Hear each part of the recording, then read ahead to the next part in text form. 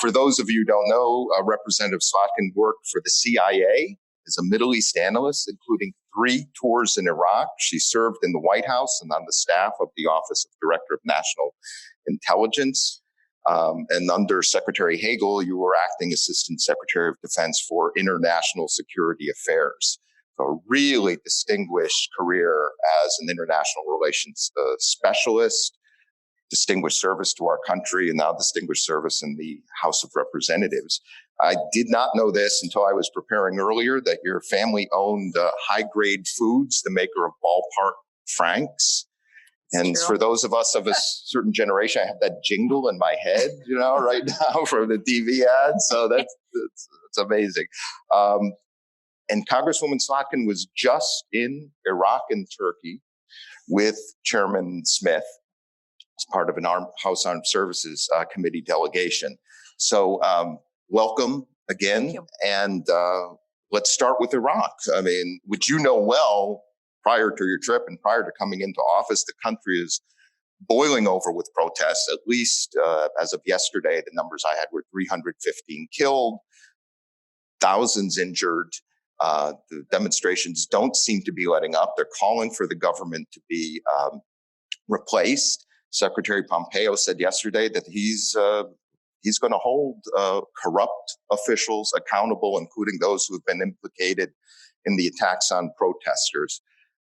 Tell us, your sense of where Iraq is, where it may be going, and what you learned on the trip there. Sure. So thanks for having me. And I'm sorry, I feel like I have my back to some folks over here. Apologies. It was definitely, first of all, interesting to go back to Iraq after spending so many years of my life looking exclusively at Iraq as a member of Congress. I remember being on the other side as a young CIA officer and being like, oh, a congressional delegation is coming into town. So it was kind of funny to be the cause of that for so many others. But we did go as a delegation from the Armed Services Committee to both Turkey and Iraq. The trip to Iraq had been scheduled for a long time. And as part of our oversight role to understand, given the amount of money we still spend on training the Iraqi security forces, given our footprint there, small but important in Iraq. But then, of course, the events that went on in Syria meant that Turkey was added to our list of countries that we went to. And we had some interesting conversations there that we can talk about.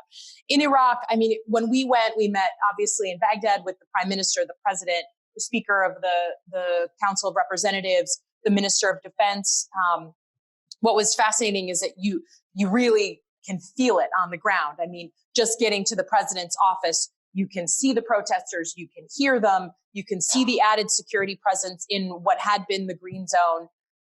And to be honest, for me, I am a Shia militia analyst by trade. So I spent a ton of time looking particularly at the Shia political movements and the Shia militias, particularly those backed by Iran. So to watch thousands, and in some cases hundreds of thousands of people protesting is amazing. Iraq just doesn't have a tradition of peaceful protest.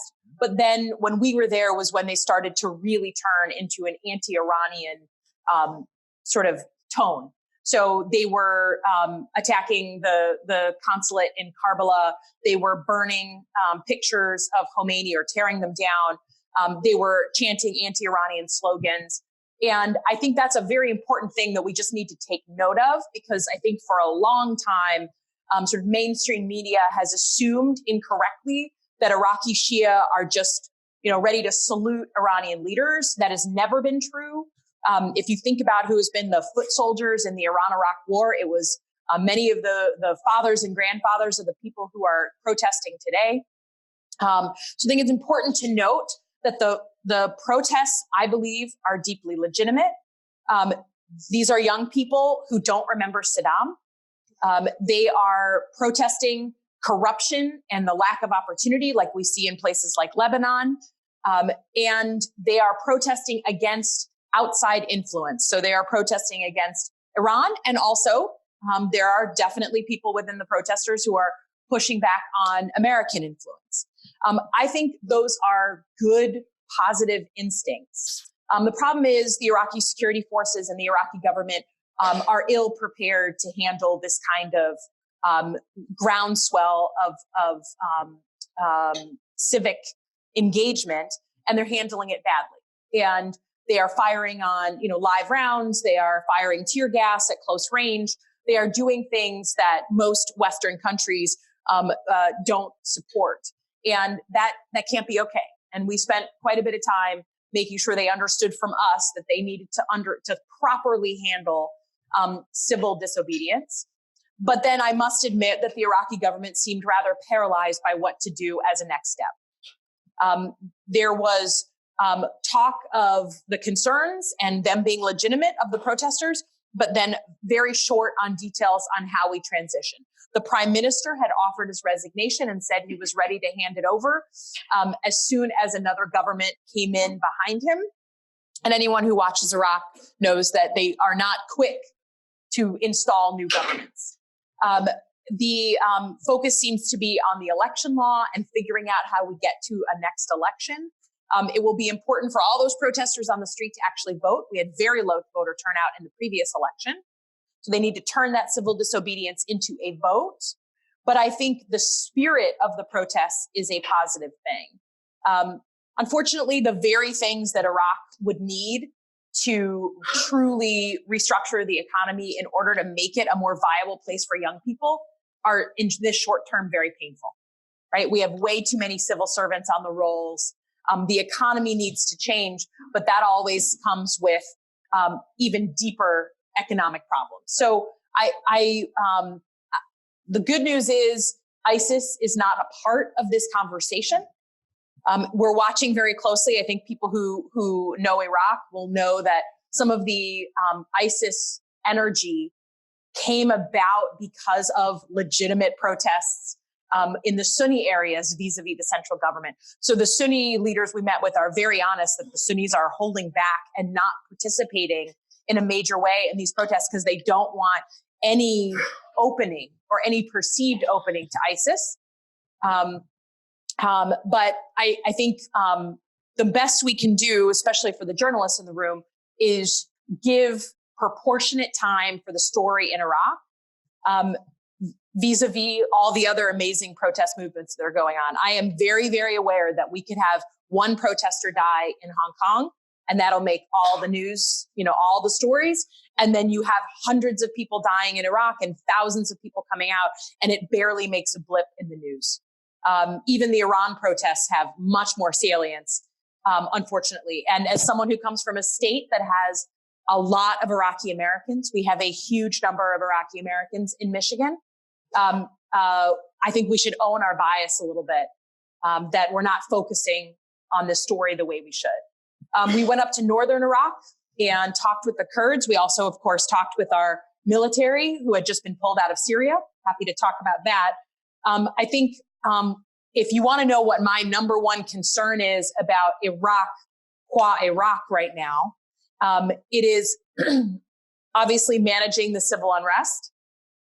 But then I must acknowledge that I believe Iran is positioned, unfortunately, to take advantage of that civil unrest. And I want to put down a marker again for the journalists. We have not put enough energy and focus onto the story of Iran's movement of strategic weapons, particularly ballistic missiles, onto Iraqi territory that can project violence out to other countries. It has been in the press a few times starting a year ago, August. And I encourage all the journalists in the room to talk about Iran's more aggressive destabilizing activities. While we know that they have had a long time dream of being able to have a corridor from Iran to Lebanon, they haven't been shy about that. Ballistic missiles are a whole different story. They're a whole different story. And I think we need to bring some attention to this issue. It's that combined with the attack on the Saudi oil fields is the most aggressive I've seen them on their terrorism and destabilizing activities. And I think they warrant more attention. Let me ask you, keeping the focus on Iran's role in Iraq, I assume you raised this with the prime minister, of course, these concerns. And how did he react? And is he concerned? Did he dodge the question? How do you see the Iranian influence in the Iraqi government at this point affecting decision making? First of all, you have to think about it from the perspective of the House Armed Services Committee. So we are the ones who draw up and authorize the Pentagon's budget every year, right? The over $700 billion that goes to our Pentagon. And a major part of that is our support both in training and in aid, military aid, to the Iraqi security forces, to the Peshmerga in northern Iraq, and for our presence there, for the equipment, for the material, for the money it takes to support the U.S. forces that are training there. I made it very clear, and I said in every single meeting, that one of the only things that could deeply threaten that assistance, that can make it very, very difficult for us to continue it, is if Iraq becomes a sort of base of operations for particularly weapons that can project violence in the region, ballistic missiles. And that the Iraqi government, it is in the interest of everybody that the Iraqi government do everything in their power to blunt the use of their territory for these weapons. The Iraqis acknowledge the problem, and then to varying degrees acknowledge that their ability to push back on Iran goes from moderate to low. And I think that what we're seeing in Iraq is that if there's these weapons are located there, I mean, it's in the press, things have been going boom there. And if the Iraqis aren't able to do it and aren't able to stop these weapons from moving and being based in their territory, then other interested parties will take care of those weapons. And all of a sudden, you have scenarios that many of us as longtime Middle East people used to study in grad school on how you get into a regional conflagration. So I would just highlight that to everyone here who's a journalist, that I used to study the scenario in grad school of Iran using cruise missiles to attack Saudi oil facilities. That used to be a war game that we studied as Middle East experts in training. And it almost always led to a medium to long-term war. In this case, it has not. And I think that's a good thing. But there's some other indicators out there that are kind of lighting up the board that in combination with a much more aggressive relationship between the United States and Iran, risk us getting in a cycle of escalation that we should all be paying attention to. Let me just, you mentioned northern Iraq and the problems they've had that led to ISIS back in 2014. The demonstrations here and the weakening of the Iraqi government in and of itself could and provide more of an opening or more fertile ground there. That area of Iraq, as you know, still requires massive reconstruction. The grievances of the communities there have not been addressed. And ISIS is in the transformation process after the physical caliphate has been defeated. So how do you see the ISIS threat, both in Iraq, and if you want to talk a little about Syria and what we need to do there, please do. Sure. So as I mentioned, we met with the Sunni Speaker of the Council of Representatives, and he's a young, charismatic leader from the Sunni areas, which is great to see. And he acknowledged that everyone was just, the young people wanted to, felt a kinship in spirit to the protesters, but the threat of ISIS returning is so much more important than anything else that they were really sort of holding their powder, as we say, and just keeping calm. And you have to give them credit because they suffered more than anyone under ISIS. I think we know, past behavior is the best indicator of future behavior. When these groups have their structure disrupted, they take a breath and reorganize into something else. And we saw that with Al-Qaeda proper. We saw that with Al-Qaeda in Iraq. We saw that then with ISIS. And then from there, additional groups in Syria like al-Nusra and other affiliated Al-Qaeda groups. So I think until the economic situation in a place like the Middle East is viable for young people to have real options that make it just not worth their time to look at these alternatives, we're going to have to keep an eye on this region. And that may be for the rest of my life, of our lives. But that doesn't mean they're going to come back as the same thing. So, what we have seen is that these groups have pretty decent adaptability. And I think it's clear, certainly the Kurdish Iraqis are concerned about a resurgence in ISIS. And our recent moves in Syria certainly scramble the board in a way that may give ISIS opportunities to breathe and to regroup. Now, I will just say about Syria, and I think there's been a ton written about this, and so I don't need to rehash things, but part of the reason it was important for the House Armed Services Committee to go to Turkey, we were the first delegation there after the sort of phone call and announcements that came from both them and us, is that I believe the community that watches the Middle East, and certainly national security people from lots of different governments and organizations, will be dealing with the issue of northern Syria and that border zone again for the rest of our lives. It will become a disputed territory.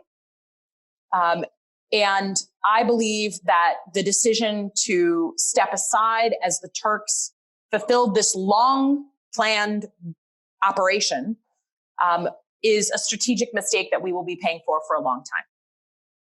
One, no one ever likes to see pictures of American forces quickly packing things up, destroying equipment because they can't get it out fast enough, hightailing it out of an area, and then within 24 hours, a Russian soldier eating our cornflakes. I mean, no one likes to see that. And I think that's proof, if we ever needed it, that this was not done in an organized, systematic fashion, right? No one likes this idea.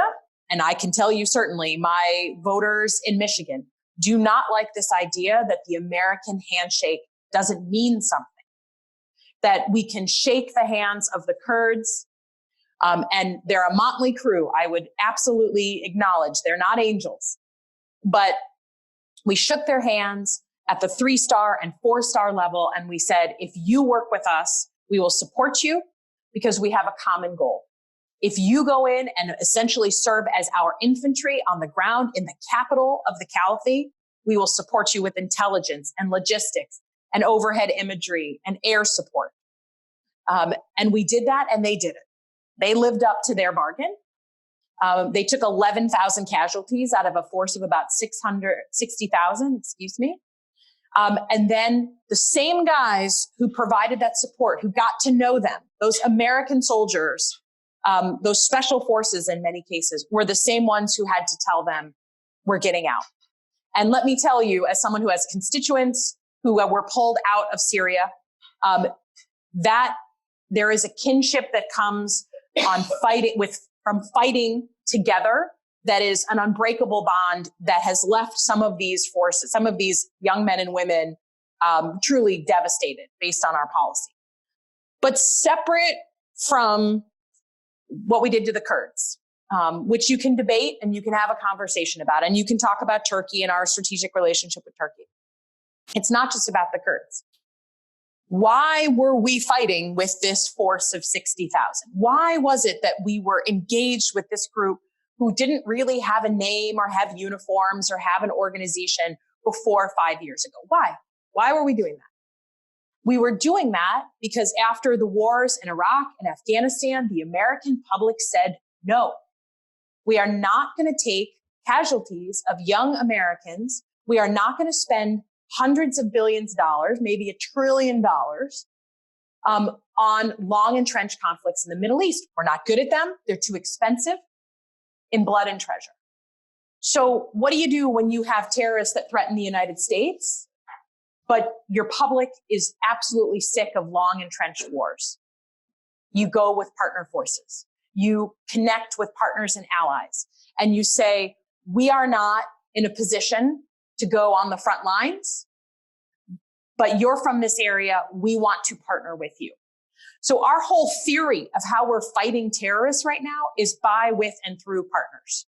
That's the entire theory of the case. And when you very publicly, live on TV, break your contract as it were, break your bond with the Kurds, it sends a message to every other partner force that we may want to work with in places like Somalia or Mali or anywhere else, that our handshake is not worth what it used to be. And that is what makes us less safe.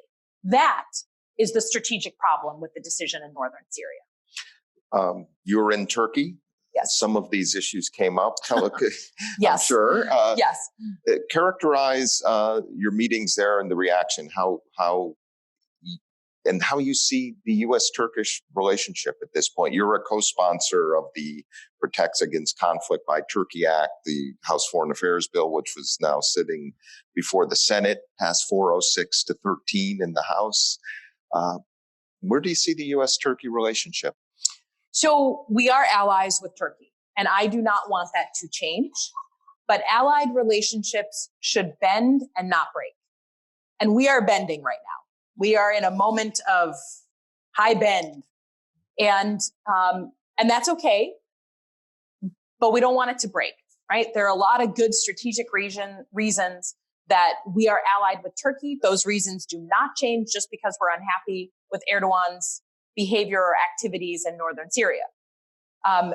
So we went there sort of for two reasons. One, to register the Congress's deep concern with what they had just done, separate from the president. We know that there's different views on Erdogan's decision to do this. So we wanted to register our concerns. And those were pretty blunt conversations. But we also, on the other hand, wanted to say, but we're here. And we don't want the relationship to break. This isn't going to be, in my mind, the point on the calendar where we break from Turkey and that's it. I don't want it to be, and it shouldn't be. That's not how allied relationships should work. So we went there to both have blunt conversations, but also to say, we're still here. We're still NATO allies. That's not changing. But as part of that allied relationship, if we want to get out of this high bend, we need to see some changes in some things. And in particular, for the House Armed Services Committee, their decision to purchase the S-400, which they have been working on for years, since my time at the Pentagon. They are setting a precedent that the United States cannot let sit. We cannot allow it to be the norm that a NATO ally in particular, who was bought into our most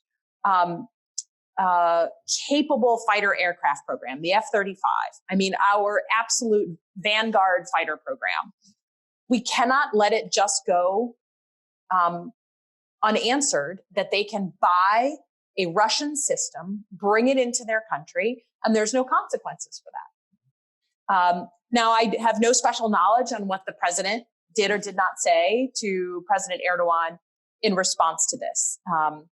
It seems to me from the press I've seen from President Erdogan that he still feels he has the ability to not only bring in the system, but turn it on, right? That was the next thing was, is it going to stay in the box or is it going to be turned on and used?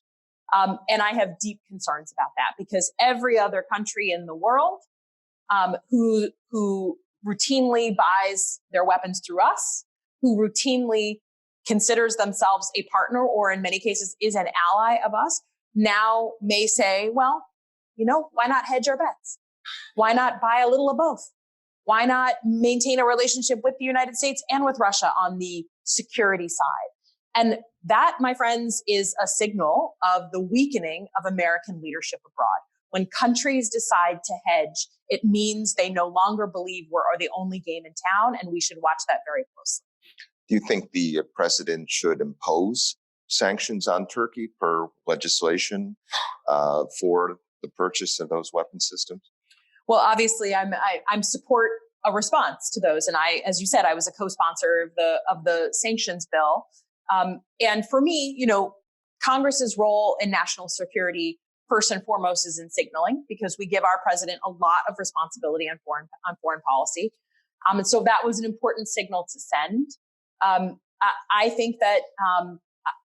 I guess I don't understand the president's endgame if he invited President Erdogan to the White House, had meetings with him so soon after this decision in northern Syria, and then didn't finalize some sort of deal that made it clear we don't accept the use of the S-400. I'm not sure what we got out of that meeting as for American national security. I would love to be wrong on that because it has major implications long past this president. But I am not seeing what we got out of the bargain.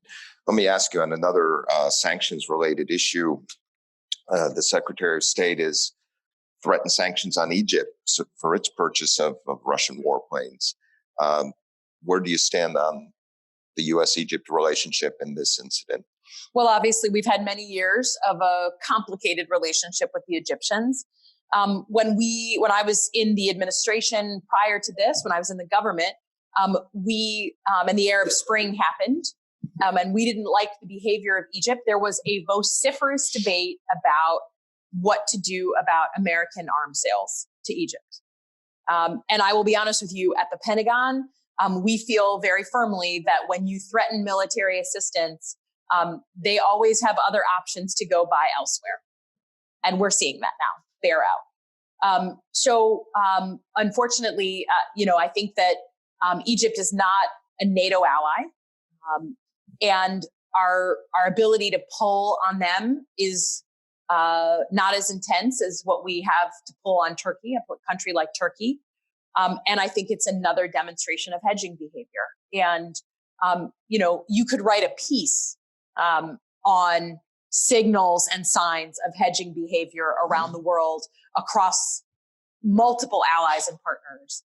And as someone who really believes in principled American leadership and our role in the world as different from Russian leadership or Chinese leadership, I think that is one of the biggest examples of fallout from recent policy. Very good.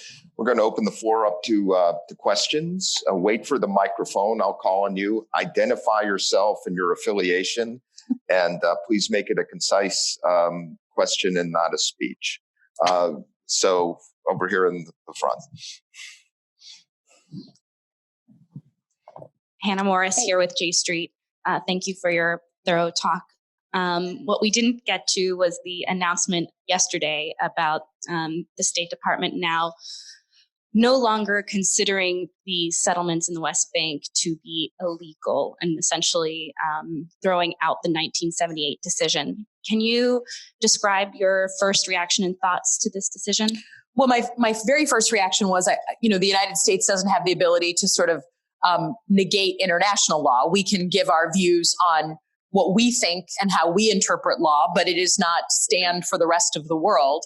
And number two, I think it's deeply unhelpful. And I think it's deeply unhelpful because we know that the issue writ large of settlements was in the conversation and in the mix on negotiations for years and years and years. Basically, since Oslo, we've known the major components of negotiation. And the United States has always played a role through different administrations in trying to urge and in some cases actively facilitate a peace process. So to put our thumb on the scale, I think is unhelpful. It's unhelpful for our role, which we have had for decades in trying to be an arbiter that brings about peace. And so I think it's unhelpful when the arbiter puts their thumb on the scale. Question right here. I'm Chris Ross, former ambassador to Syria. There's an elephant in the room. You've been to Iraq, you've been to Turkey, you visited the Kurds. There is Bashar al-Assad. Yes. He's going to be there trying to recapture the entire country. How do you see the U.S. relationship with that fact evolving?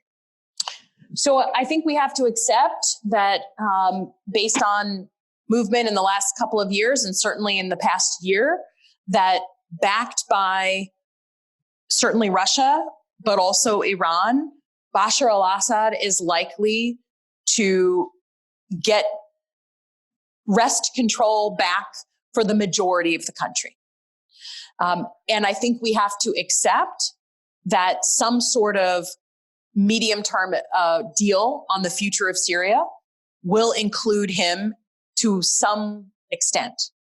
Now, maybe the deals that are being discussed right now through the UN auspices will mean that he's in power to a certain point, and then there'll be an election.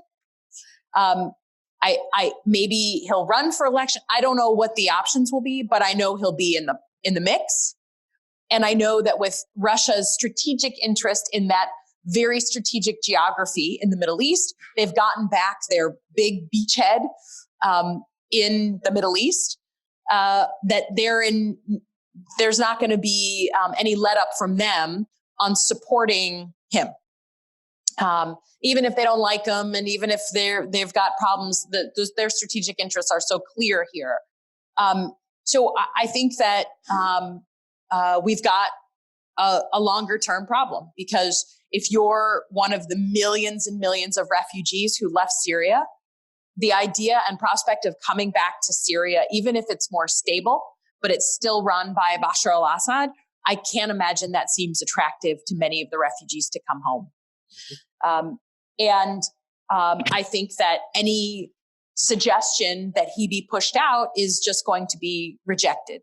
So I think, I hate to say it, but I think that we are headed towards some sort of medium-term deal on the future of Syria that doesn't attract the refugees back, that leaves an authoritarian government in place backed by a very powerful, world power. And we're going to have to accept that and figure out a way to make it as quick a transition as possible to the next leader of Syria. Good. Cooper, question over here. Hi, I'm Aaron Magid with Lidos. With the Iraqi security forces killing hundreds of unarmed civilians in the past few weeks, should we be changing our policy and continuing to provide the Iraqi security forces hundreds of millions of dollars of U.S. taxpayer dollars each year? Well, that's one of the things we were over there to discuss. And in particular, I've heard from some of our allies. I think folks know that the counter-ISIS coalition was in town last week, and I was speaking with some of the allied nations, and some of them have trained some of these units that are now so ill prepared, and some of these allies are now shifting the focus of their training from countering terrorism and countering the ISIS threat to how do you actually, in a skillful way, provide security to an area without opening fire on unarmed civilians. But I think it is absolutely a problem.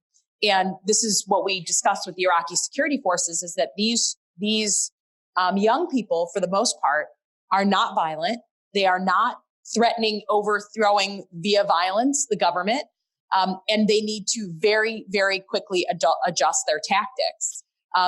What's complicated is that the government, the prime minister has offered to resign. So that action of, what do you do if they continue this behavior? He has offered to resign.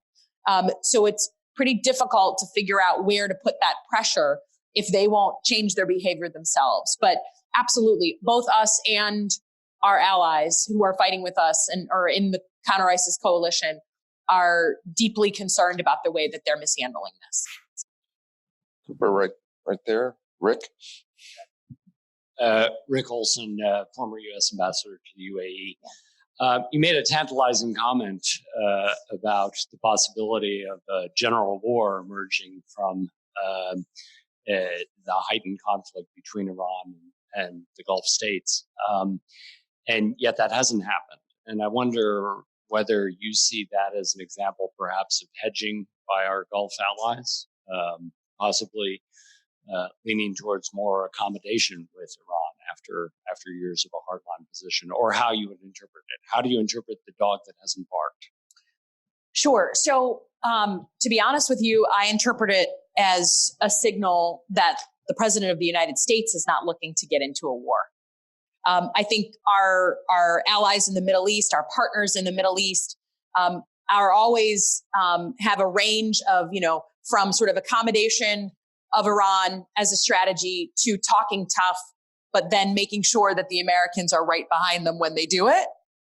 And I think that I have not, you would know better, but I have not seen a nation in the Middle East besides Israel who has demonstrated the will or intent at all in the past 40 years to go it alone and fight Iran, either in a traditional war or even in a non-traditional war, right? Between sort of intelligence agencies and special operations forces.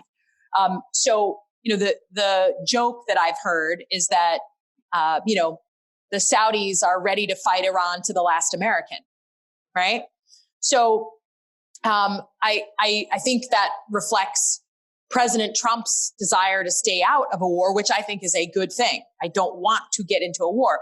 But the problem is, if you look back on the history of war, a lot of wars start not because we intend them to start, but because a tit for tat cycle of escalation begins. Both sides get their hackles up, and all of a sudden, in front of their various publics, they can't back down. And that is what I think is the greater risk in the Middle East right now.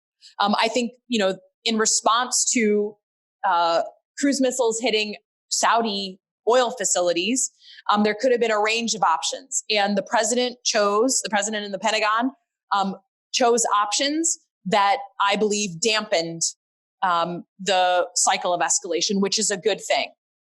They sent Patriot batteries and additional forces to Saudi Arabia to help them. And let's acknowledge that the Saudis were not able to protect themselves from cruise missiles. That says something about Saudi capability. And then I hope that there's lots of activity going on that no one in this room has any knowledge of on the cyber realm, sort of in the classified spaces, to make sure that Iran understands that we do not support them sending cruise missiles to another nation.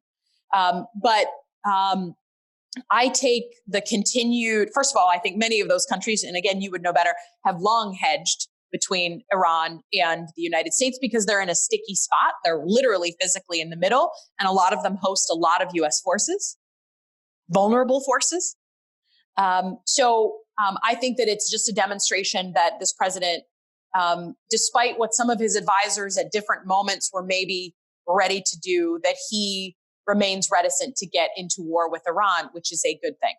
Now, I would put as another marker out there, and I don't know if this is tantalizing, you all probably know this, the issue that I'm looking at right now on Iran, that for me is like an in or out moment where we're in a different era, is if they kick inspectors out of their nuclear facilities. That is a different world. And I think we have to acknowledge that with the United States severing the JCPOA, Iran is voluntarily adhering to many terms of the deal right now. And that makes us safer. But there will come a point, my guess, when the Iranians will decide it's not worth voluntarily adhering to that portion of the JCPOA. They kick out inspectors. And we all know, anyone who's my age, I'm 43, you hear kick out inspectors. It's just the natural mind goes to, what are you doing that you're kicking out the inspectors? Why would you kick out the inspectors? And I would just put that down as an important marker for me.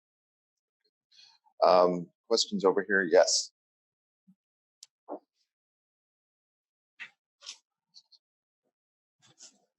Hi, my name is Andrew Hanna. I'm a graduate student at Georgetown University.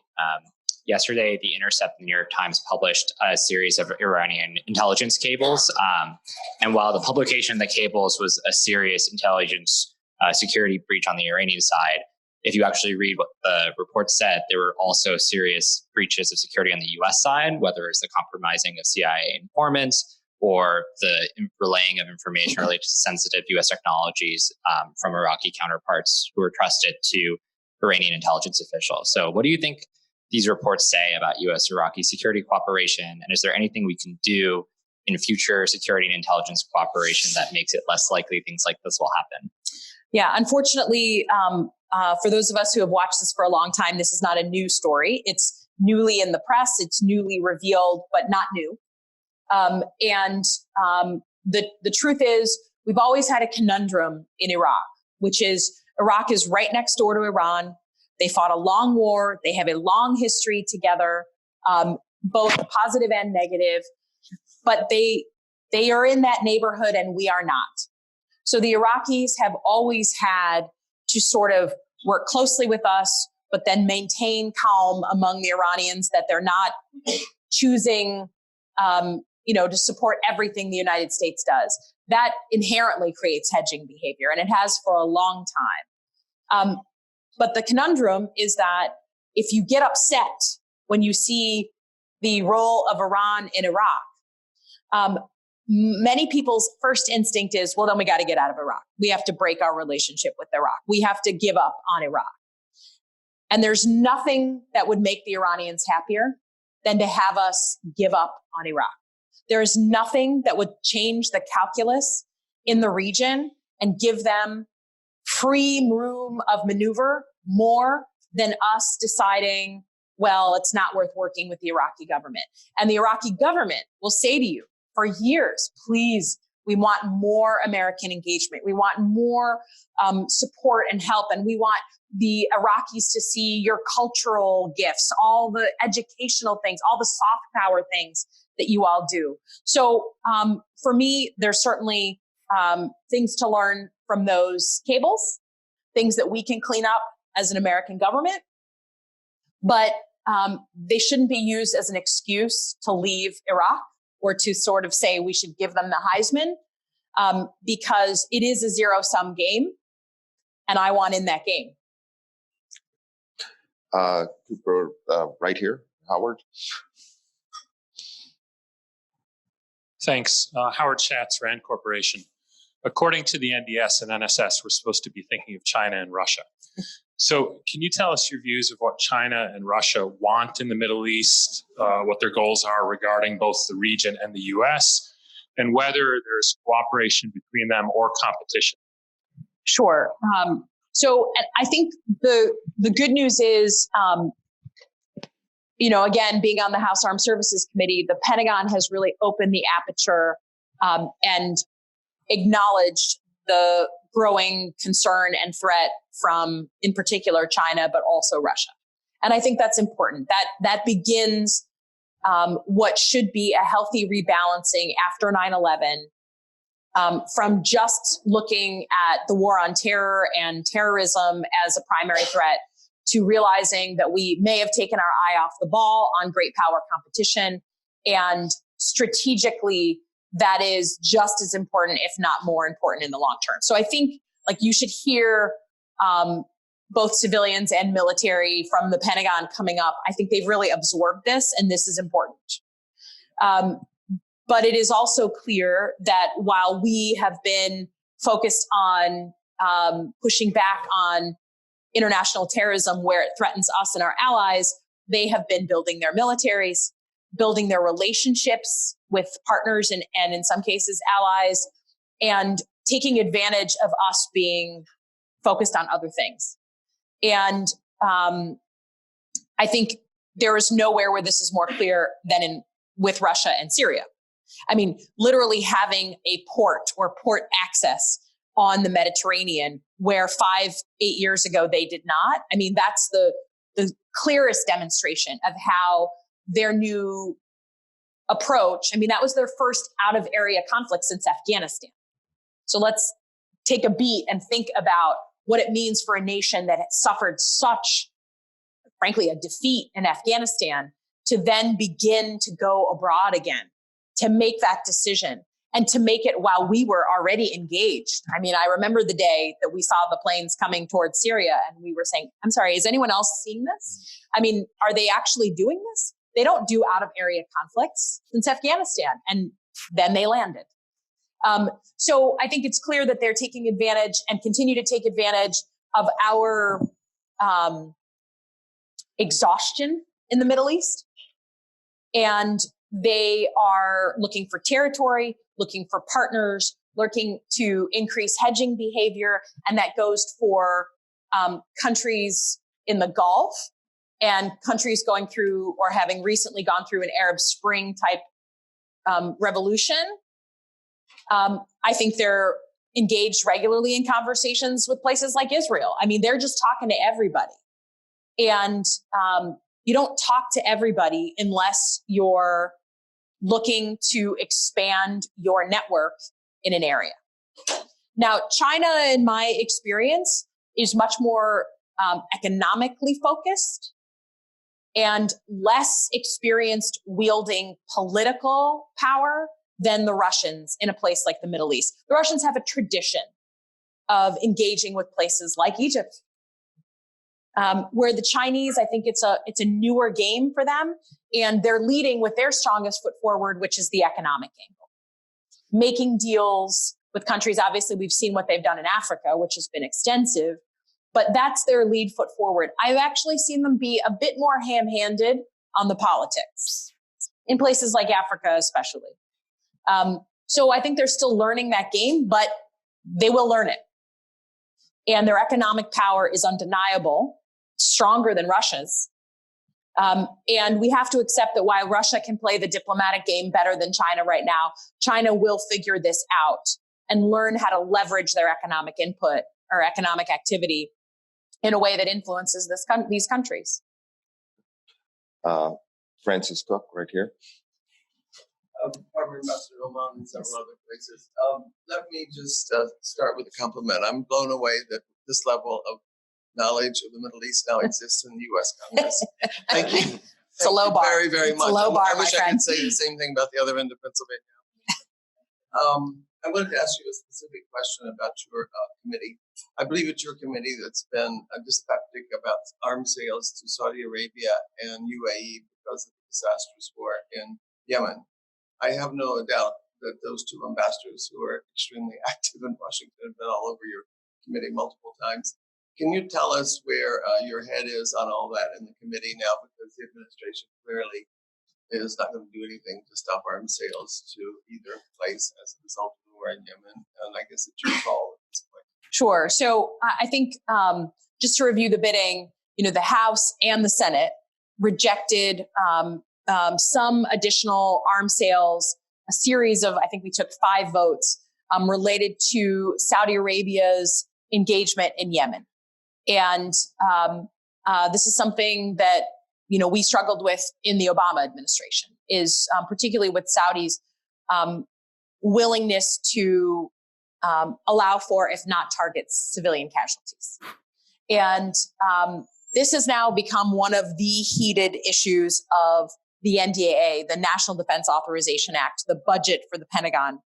And I am not on the conference committee, so I'm not in there every day with Chairman Smith and Chairman Inhofe as they negotiate this. But my understanding is this is one of the sort of top issues we're having problems working out. The president has exercised his veto authority on this. The president has put down a clear marker. But we're getting to game time here. So my sense is in the next 3 weeks, we're going to know where this meters out. From the House perspective, we've put down our marker on this, that we have deep concerns. I will say that I differed from some of my colleagues when it came to the counterterrorism fight in Yemen. And I think while we have every right and should be pushing back hard on Saudi Arabia for their wanton abuse of civilians and civilian casualties, we have to have a nuanced approach to things. And if there's terrorists, particularly Al-Qaeda terrorists, that are threatening attacks on our allies and on us, we have to be able to walk and chew gum. That's different than some of my peers who may feel more black and white about the issue. But it is literally coming down to game time, and we shall see in the next 3 weeks. We're over here. Bill? I probably don't need it. A Siamese twin pair of questions. How do you regard the Secretary General's special envoy in Syria? Is Geir Pedersen doing anything? Is he accomplishing anything? And by the same token, how do you regard the Astana process? They've just done a minor step in convening the Constitutional Committee. Is that smoke and mirrors, or is it really going somewhere? And you are? I'm Bill Zartman from SAIS. So, I think there's some interesting things going on with the UN envoys. One of the things I've just, as a side note, that I find fascinating is the UN envoy to Iraq is actually quite popular, particularly with the protesters. And I think that that's interesting because if you think of their parents' generation couldn't have a worse view of the UN after what they lived through with sanctions and what I think we now know is credible corruption by the UN in Iraq. Their parents have no time for the UN, but my understanding is that the protesters, the young people who are wary of both American and Iranian influence, have kind of taken to the UN envoy in Iraq, which I just think is kind of fascinating as time marches on. In any case, in Syria, listen, I think that the UN process is the only game in town. The envoy is the only game in town for us to have any plan for the future. And my understanding is that the meetings that are being held are being attended, and we're at least going through the motions. But we know that what will ultimately decide the future of Syria is when the major powers that are involved decide to get together and have the will to come up with some plan. This is one of the reasons I, again, have a problem with what we did in northern Syria, because we had territory, we had a force on the ground, we had a stake in that conversation and a role at the table in the final disposition and final plan of what to do in Syria, that we may still have a stool at the table, but we don't have the seat that we had a month ago. And that is another reason I have a problem with our strategic decision to do it. I will be honest with you on the Astana process. This is where we go off a bit of a cliff on my ability to still maintain detailed knowledge of the Middle East and do what I need to do for my district. So I don't want to comment. I just am not in the weeds enough on the process to tell you if it's legitimate, strong, or just for show. But I do think on Syria, the UN is the only game in town to get from what we have now to where we have some sort of plan for that state. Good. Good question over here. Marvin.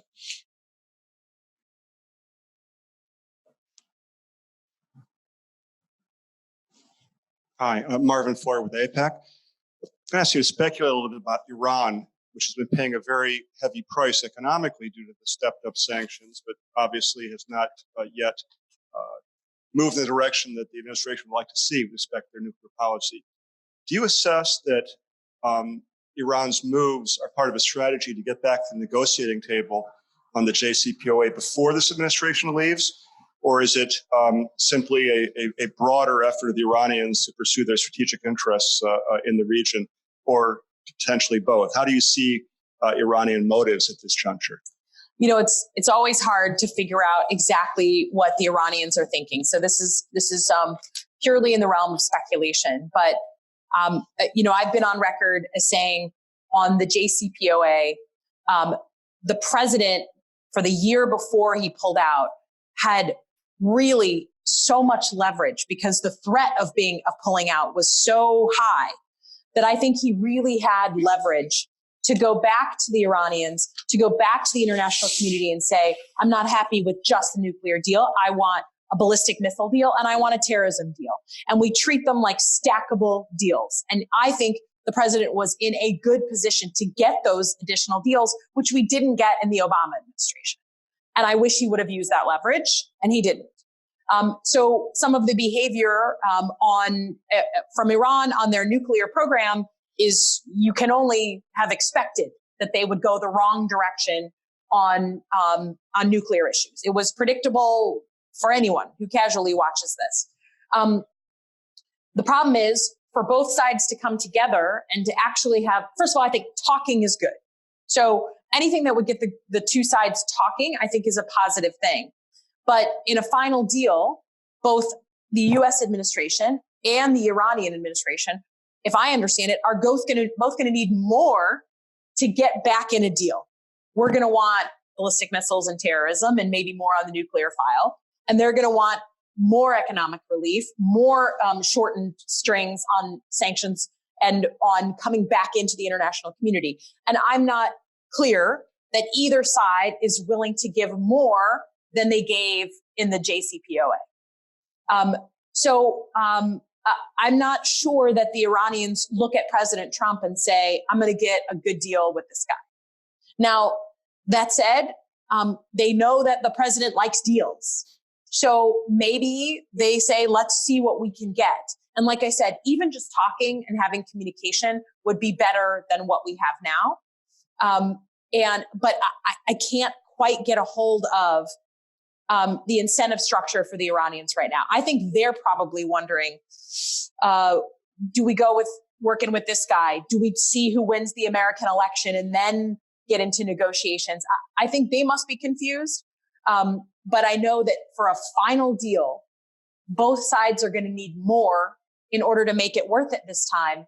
And that's going to be really hard for both of us to swallow. Well, I'm going to quote Francis Cook and say I was really blown away by this conversation. Your depth of knowledge on the Middle East, how much we learned about U.S. policy and the congressional role. And for those of you who, all of us here are involved in Middle East issues, but talking with you when we met with Senator Hagel and looking at your website, she does the kitchen table issues really well too. I mean, so if we were talking about healthcare or education, we'd have a simpler, exciting conversation. So I just wanted to thank you for joining us today. We really enjoyed it. Thanks for having me. Thanks.